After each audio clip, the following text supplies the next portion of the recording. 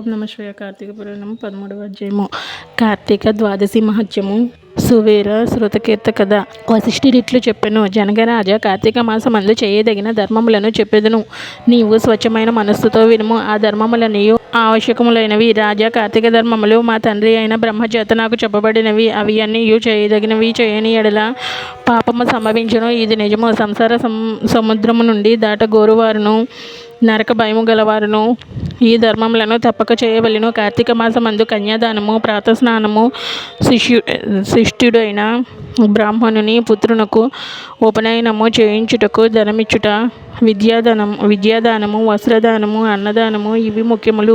కార్తీక మాసమందు ద్రవ్యహీనుడైన బ్రాహ్మణ పుత్రునకు ఉపనయనమును చేయించ దక్షిణనిచ్చిన ఎడల అనేక జన్మములలోని పాపములు నశించును. తన ద్రవ్యమిచ్చి ఉపనయనము చేయించినప్పుడు ఆ వటువు చేత చేయబడిన గాయత్రి జపఫలము వలన పంచమహాపాతకములు భస్మమగును. గాయత్రి జపము, హరిపూజ, విద్యాదానము వీటి ఫలమును చెప్పుటకు నాకు సఖ్యము కాదు. 10,000 తటాకములను త్రవ్వించు పుణ్యమును, 100 రావి చెట్లు పాతించిన పుణ్యమును, నూతులు దిగుడు బావులు 100 బావులు త్రవ్వించిన పుణ్యమును, 100 తోటలు వేయించిన పుణ్యమును, ఒక బ్రాహ్మణునకు ఉపనయనము చేయించిన పుణ్యములలో 16వ వంతుకు కూడా సరిపోవు. కార్తీక మాసమందు ఉపనయన దానము చేసి తరువాత మాఘమాసమందు గాని వైశాఖ మాసమందు గాని ఉపనయనమును చేయించవలెను. సాధువులు శ్రోత్రియులను అగు బ్రాహ్మణుల కుమారులకు ఉపనయనము చేయించిన ఎడల అనంత ఫలము గలదని ధర్మవేత్తలైన మునులు చెప్పిరి. ఆ ఉపనయనములకు సంకల్పము కార్తీక మాసమందు చేయవలెను. అట్లు చేసిన ఎడల గలిగేడి ఫలమును చెప్పుటకు భూమియందు గాని స్వర్గముయందు గాని ఎవ్వనికిని సామర్థ్యము కలదు. పరద్రవ్యము వలన తీర్థయాత్రయు దేవ బ్రాహ్మణ సంతర్పణము చేసిన ఎడల ఆ పుణ్యము ద్రవ్యదాతకు గలుగును.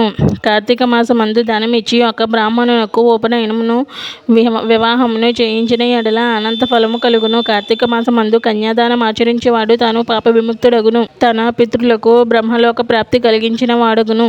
ఓ జనకరాజ, ఈ విషయమై పురాతన కథ ఒకటి గలదు, చెప్పెదను, సావధానుడివై వినుము. ద్వాపరయుగమున వంగదేశమును సువీరుడను రాజు కలడు. మిక్కిలి వీర్య శౌర్యములు కలవాడు. అతడు దురాత్ముడు. ఆ రాజు కొంతకాలమునకు దైవయాగము వలన దాయాదుల చేత జయించబడిన వాడై రాజ్యభ్రష్టుడై ఆరోధవ ఏష ఆత్మనో యత్పత్నిత అను సుతృక్త ప్రకారముగా భార్య అర్ధాంగి గనుక ఆమెను కూడా తీసుకొని అరణ్యమునకు పోయి ధనము లేక జీవించుటకై చాలా దుఃఖపడుచుండెను. ఆ అరణ్యమందు రాజును భార్యను కందమూలాదులు భక్షించుచు కాలమును గడుపుచుండిరి. అట్లుండగా భార్య గర్భవతి అయిను. నర్మదా తీరమందు రాజు పర్ణశాల నిర్మించెను. ఆ పర్ణశాల యందు ఆమె సుందరి అయిన ఒక కన్యను గనెను. రాజు అరణ్య నివాసము, వన్యాహారము, అందు సంతాన సంభవము, సంతాన పోషణకు ధనము లేకునుట మొదలైనవి వాటిని తలుచుకుని తన పురాకృత పాపమును స్మరించుచు బాలికను కాపాడుచుండెను. తరువాత పూర్వపుణ్య వశము చేత ఆ కన్యక వృద్ధి నొంది సౌందర్యముతోనూ లావణ్యముతోనూ ఒప్పి యున్నదై చూచువారికి నేత్రానందము కారణి అయి యుండెను. ఆ చిన్నదానికి 8 సంవత్సరముల వయసు వచ్చినది. మనసుకు బహురమ్యముగా ఉన్నది. ఇట్లున్న కన్యకను చూసి ఒక ముని కుమారుడు, సువీర, నీ కూతురును నాకిచ్చి వివాహము చేయమని యాచించెను. ఆ మాట విని రాజు, ముని కుమారక, నేను దరిద్రుడును గనుక నేను కోరినంత ధనమును నీవిచ్చితివేని ఈ కన్యకను నీకిచ్చెదను. ఓ జనక మహారాజా, ఈ మాటలను విని మునికుమారుడు ఆ కన్య యందుండు కోరికతో రాజుతో ఇట్లనెను.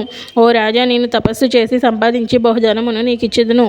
దానితో నీవు రాజ్యమందుండు సుఖములను పొందగలవని మనుకుమారుడు చెప్పెను. ఆ మాటలను విని రాజు సంతోషించి అలాగుననే చేసేదనెను. తరువాత మునికుమారుడు ఆ నర్మదా తీరమందే తపమాచరించి బహుధనమును సంపాదించి ఆ ధనమంతయు రాజుకిచ్చెను. రాజు ఆ ధనమంతయు గ్రహించి ఆనందించి తృప్తి నంది ఆ మునికుమారునకు తన కూతురినిచ్చి తన యొక్క గృహ్య సూత్రమందు చెప్పబడిన ప్రకారము వివాహము అరణ్యమునందే చేసెను. ఆ కన్యయు వివాహము కాగానే భర్త వద్దకు చేరును. ఆ రాజు కన్య విక్రయ ద్రవ్యముతో తాను భార్యయు జీవించుచుండిరి. రాజు భార్య తిరిగి ఒక కుమార్తెను గనెను. రాజు దానిని చూచి సంతోషించి, ఈసారి ఈ కన్యకను విక్రయించిన ఎడల చాలా ద్రవ్యము రావచ్చును. దానితో నా జన్మయంతయు గడుచునని సంతోషించుచుండెను. రాజు ఇట్లు తలుచుచుండగా పూర్వపుణ్యవాసం చేత ఒక యతీశ్వరుడు స్నానార్థము నర్మదా నదికి వచ్చి పర్ణశాల యందు ఉన్న రాజు భార్యను రాజు కూతురును చూశాను. చూసి కౌండిన్య గోత్రుడైన ఆ యతీశ్వరుడు దయతో, ఓయి నీవెవ్వడు, ఈ అరణ్యమందు ఇప్పుడు ఎందుకు ఇట్లున్నావు చెప్పమని అడిగాను. దారిద్ర్యముతో సమానమైన దుఃఖము, పుత్రమృతితో సమానమైన శోకము, భార్య వియోగముతో సమానమైన వియోగ దుఃఖము లేవు కాబట్టి దారిద్ర్య దుఃఖముతో శాకమూల ఫలాదులను భుజింపుచు ఈ వనమందే నివాసము చేయుచు కాలము గడుపుచున్నాము. ఈ అరణ్యమందే పర్ణశాలలో నాకు కుమార్తె కలిగినది. ఆ చిన్నదానిని యవ్వనము రాగానే ఒక ముని కుమారుని వలన బహుధనమును గ్రహించి వానికిచ్చి వివాహము చేసి ఆ ధనముతో సుఖముగా జీవించుచున్నాను. ఇంకా ఏమి వినగోరితివో చెప్పుము. ఇట్లు రాజు వాక్యమును విని యతి ఇట్లనెను. రాజా, ఎంత పని చేసేటివి? మూఢుని వలె పాపములను సంపాదించుకుంటివి. కన్యా ద్రవ్యము చేత జీవించువాడు యమలోకమందు ఆశిపత్రవనమున నరకమందు నివసించును. కన్యా ద్రవ్యము చేత దేవ ఋషి పితరులను తృప్తి చేయుచున్న వానికి పితృదేవతలు ప్రతి జన్మమునందును ఇతనికి పుత్రులు కలుగుకుండుగాక అని శాపమునిత్తురు. కన్యాద్రవ్యముతో వృత్తిని సంపాదించి ఆ వృత్తి వల్ల జీవనము చేయు పాపాత్ముడు రౌరవ నరకమును పొందును. సమస్తమైన పాపములకు ప్రాయశ్చిత్తము చెప్పబడి ఉన్నది, కానీ కన్యా విక్రయ పాపమునకు ప్రాయశ్చిత్తము ఎచ్చట చెప్పబడి ఉండలేదు. కాబట్టి ఈ కార్తీక మాసమందు శుక్లపక్షమందు ఈ రెండవ కూతురునకు బంగారు ఆభరణములతో అలంకరించి కన్యను దానము ఇచ్చి వివాహము చేయము. కార్తీక మాసమందు విద్యా తేజస్సేలయుక్తుడైన వరునకు కన్యాదానము చేసిన వాడు గంగాది సమస్త తీర్థములయందు స్నానదానాదులు చేసడి వాడు పొందిడి ఫలమును యథోక్త దక్షిణాయుతముగా అశ్వమేధాది యాగములను చేసినవాడు పొందిడి ఫలమును పొందెను. ఇట్లు యతి చెప్పగా విని రాజు సకల ధర్మవేత్తయైన యతీశ్వరునితో నీచుడై ధనస్సుతో ఇట్లని, బ్రాహ్మణుడై ఇది ఏమి మాట? పుత్రధారాదులు, గృహ క్షేత్రాదులు, వస్త్రాలంకారాదులు ఉన్నందుకు దేహమును సుఖపెట్టి భోగించవలెను. కానీ ధర్మమనగా ఏమిటి? పుణ్యలోకమనగా ఏమిటి? దానమనగా ఏమిటి? ఫలమనగా ఏమిటి? ఎట్లయినా ధనమును సంపాదించి భోగించుట ముఖ్యము. నా ఈ రెండవ కూతురును పూర్తిగా ద్రవ్యమిచ్చి వానికిచ్చి ఆ ద్రవ్యంతో సుఖభోగములను పొందెదను. నీకెందుకు? నీ దారిని నీవు పొమ్ము. ఆ మాటలు విని యతి స్నానము కొరకు నర్మదా నదికి పోయెను. తరువాత కొంతకాలమునకు ఆ అరణ్యమందే సూర్యుడు మృతి నొందగా యమదూతలు పాశములతో వచ్చి రాజు కట్టి యమలోకమునకు తీసుకొని పోయిరి. అచ్చట యముడు వానిని చూచి కల్లెర చేసి అనేక నరకములందు యాతనములు బంధించి ఆశిపత్ర వనమందు రాజుపితరులను కూడా పడవేయించెను. ఆశిపత్రమనగా కత్తులే. ఆకులుగా గల వృక్షములతో కూడిన చిక్కని వనము.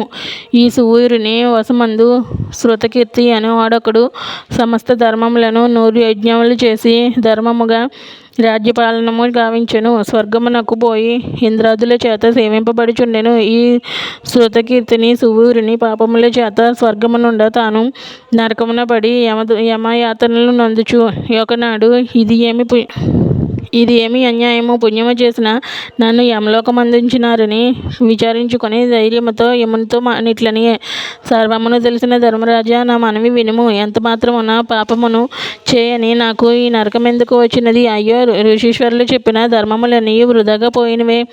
ఇదిగాక స్వర్గమందున్న నాకు నరకములు పడుట ఎందుకు కలిగినది? శృతకీర్తి ఇట్లు చెప్పిన మాటలను విని యముడు పలికెను. శృతకీర్తి, నీవన్న మాట సత్యమే గాని నీ వంశస్థుడు సువీరుడను ఒకడు దురాచారుడైన కన్యాద్రవ్యము చేత జీవించినాడు. ఆ పాపము చేత వాని పితరులైన మీరు స్వర్గస్థులైనను నరకమందున్నారు. తరువాత భూమి యందు దుష్టయోనులందు జన్మించెదరు. శృతకీర్తి వినుము. సువీరుని యొక్క రెండవ కుమార్తె ఉన్నది. నర్మదా నది తీరమందు పర్ణశాలలో తల్లి వద్ద ఉన్నది.